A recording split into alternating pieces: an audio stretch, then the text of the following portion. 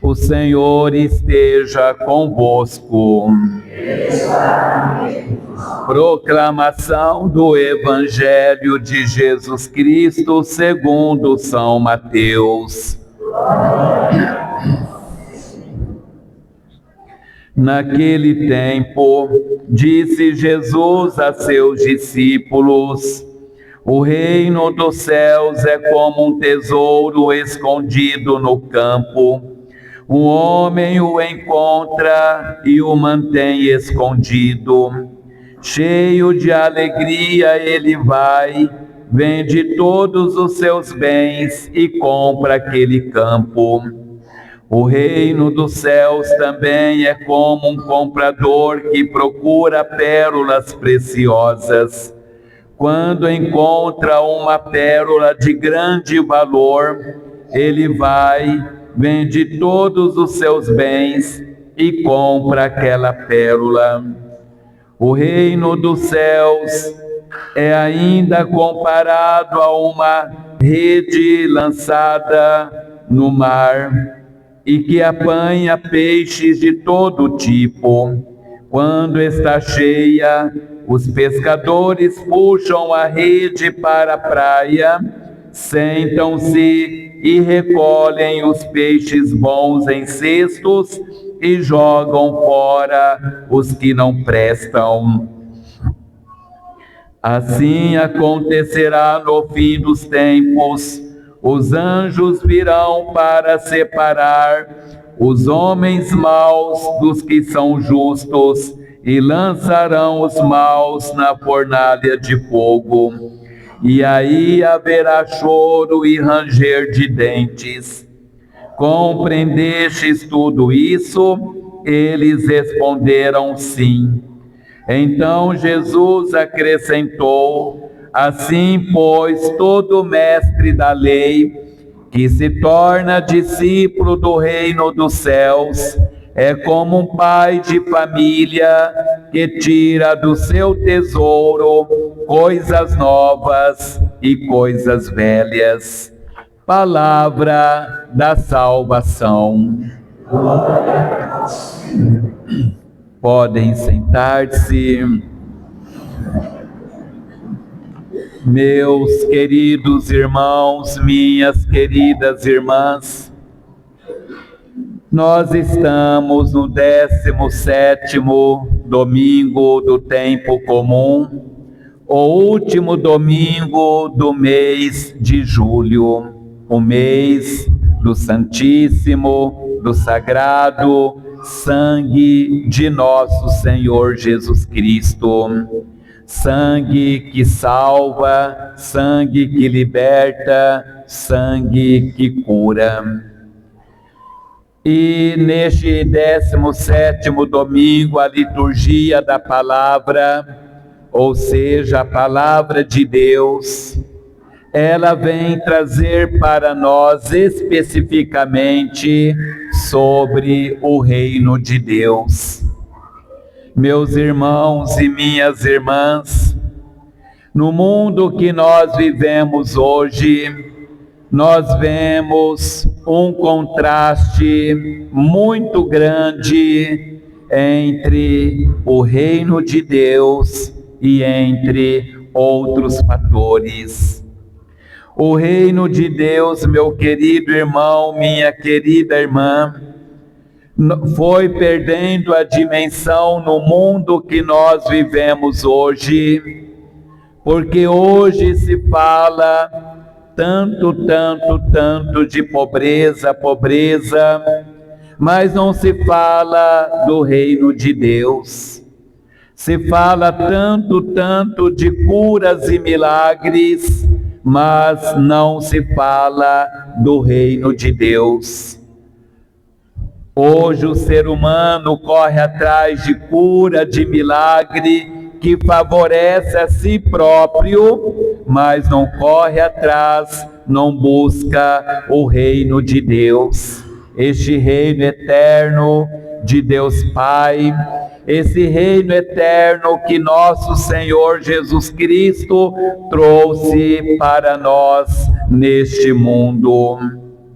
Quando nós olhamos para a Sagrada Escritura, ali nós vamos ver esta imagem do reino de Deus, primeiramente anunciado por São João Batista, depois por nosso Senhor Jesus Cristo, quando nos diz: o reino de Deus já está no meio de vós, o reino de Deus está próximo.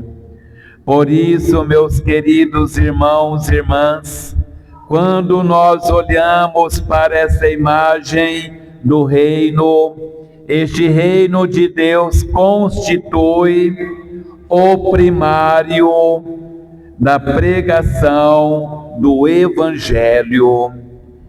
O reino de Deus é este primário, porque onde está uma pessoa de bem, onde está uma pessoa de paz, onde está uma pessoa que vive a verdade, onde está uma pessoa sincera, honesta, aí está o reino de Deus.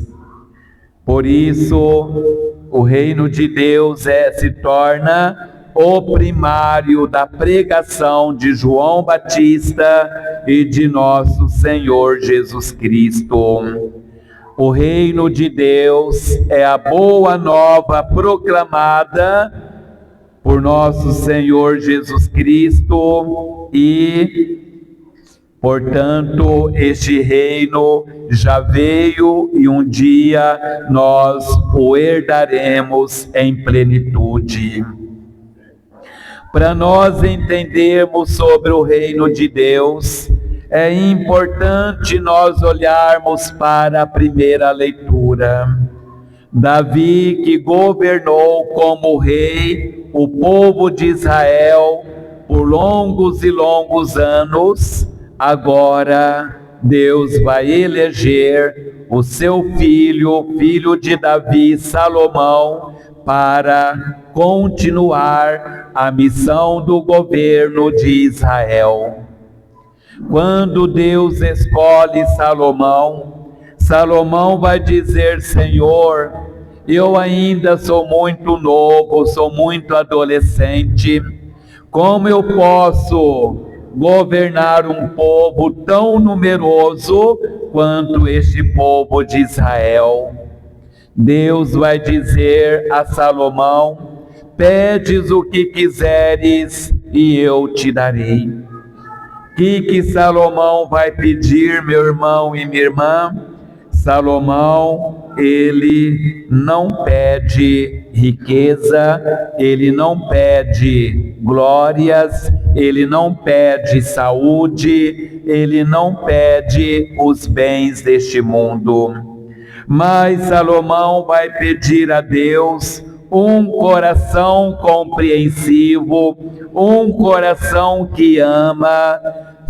Salomão vai pedir a Deus discernimento para discernir a caminhada do povo de Israel rumo à terra prometida.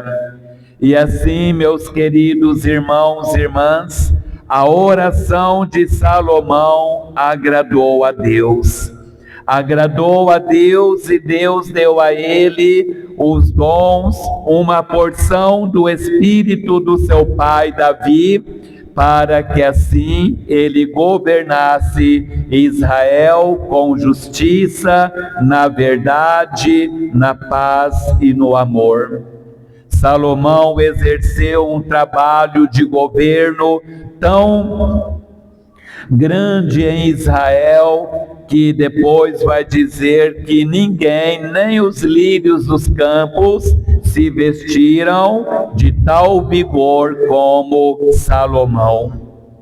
Quando nós buscamos a sabedoria de Deus para orientar a nossa vida, para nos dirigir nos caminhos deste mundo, meu irmão e minha irmã, o sucesso de um homem O sucesso de uma pessoa não está em conquistar grandes coisas deste mundo, mas sim em alcançar o reino de Deus.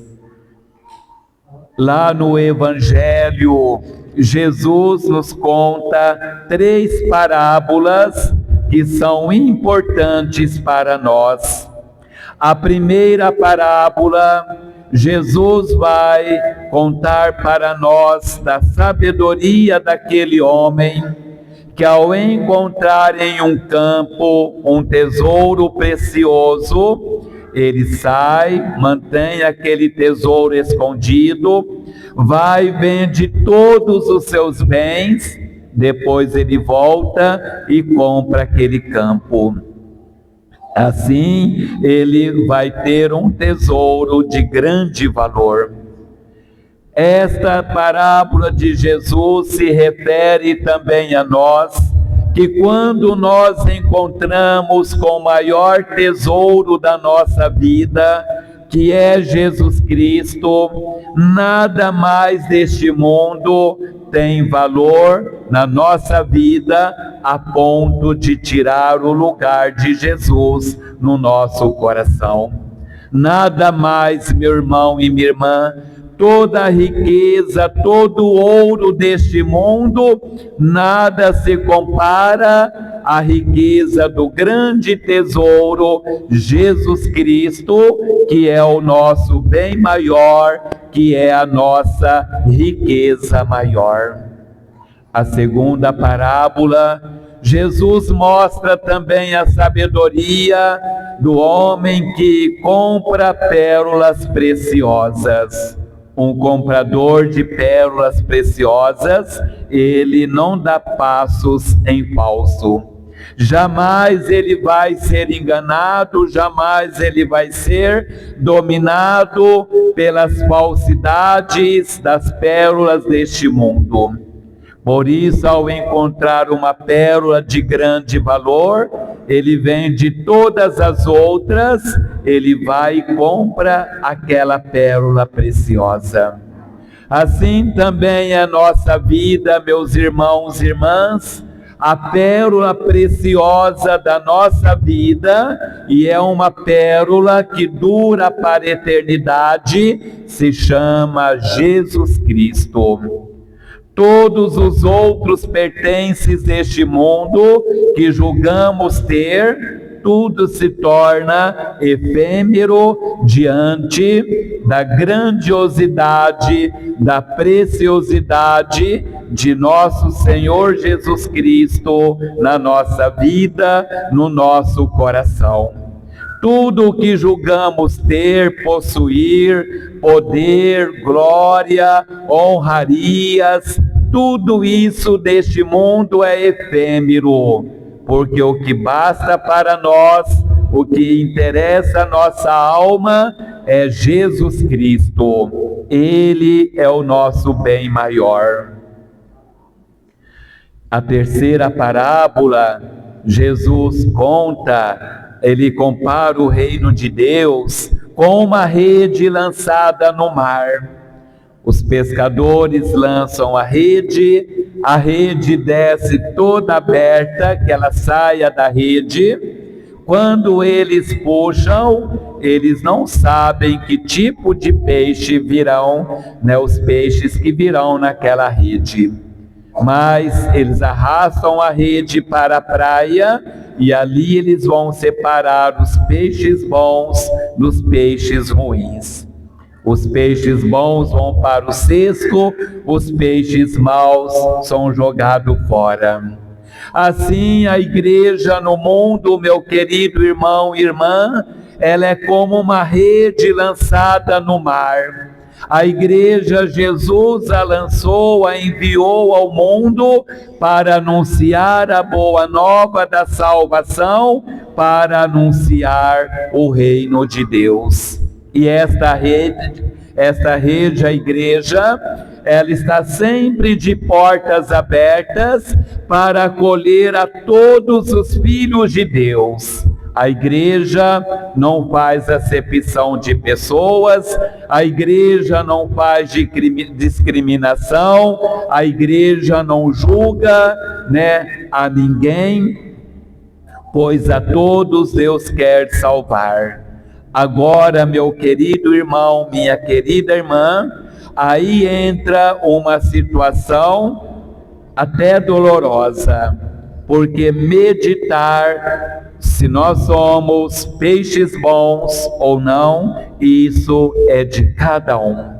Cada um tem que se analisar a si próprio, cada um tem que olhar para dentro de si próprio e ver se os frutos da sua vida estão agradando a Deus, se são frutos que levam à salvação. Todos nós já vimos aquela balança de 2 pratos, quando se vai pesar, vai colocando até dar o peso, uma parte abaixo e a outra sobe, para dar o peso adequado. Assim também, meu querido irmão e irmã, nós na balança desta vida, se pesar mais na balança da nossa vida, as nossas atitudes erradas, os nossos gestos errados, se pesar mais a vida enganosa deste mundo, nós não seremos aprovados por Deus. Mas se pesar mais os bons frutos de salvação, paz, justiça, verdade, amor, misericórdia, perdão, então sim, nós experimentaremos toda a honra e glória do reino de nosso Senhor Jesus Cristo. Por isso, este reino de nosso Senhor, ele está onde há uma pessoa de bem, onde há uma pessoa compreensiva, onde há uma pessoa sincera, onde há uma pessoa justa, honesta, que vive a verdade, que não se dá às falsidades e mentiras da vida, onde há uma pessoa agradável a Deus, ali está o reino de Deus presente no nosso meio. São Paulo nos ensina, na segunda leitura, que Deus, que tudo concorre, tudo contribui para o bem daqueles que amam a Deus. Então, peçamos hoje, neste domingo, último de julho, que nós possamos beber desta fonte perene, desta fonte salvadora, da misericórdia do coração de Jesus. Que o seu sangue nos lave, nos purifique e nos leve a uma conversão sincera. Hoje nós celebramos também o Dia dos Avós. É o dia dos idosos, Quando nós olhamos também para os idosos, tantas pessoas abandonadas, tantas pessoas idosas que trabalharam, que deram a vida, criaram os filhos e hoje vivem abandonados, isolados, porque os filhos não querem perder nada da sua vida para se comprometer em cuidar dos pais que já estão idosos, Muitos estão em asilos, estão em geriatria, não que lá não estão cuidados, mas onde está a família para cuidar? Onde estão os filhos tão ocupados no mundo de hoje que não tem tempo para cuidar de um pai e de uma mãe?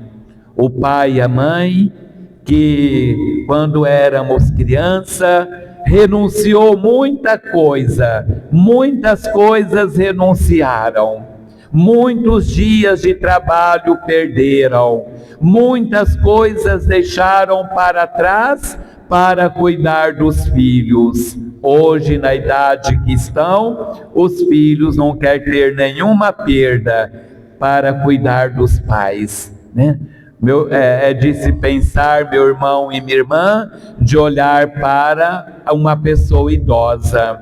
Uma pessoa idosa já se torna uma pessoa que não tem mais reação na vida, não tem como reagir mais. A debilidade do corpo já leva a pessoa a uma fraqueza, né, que acaba sendo dependente dos filhos.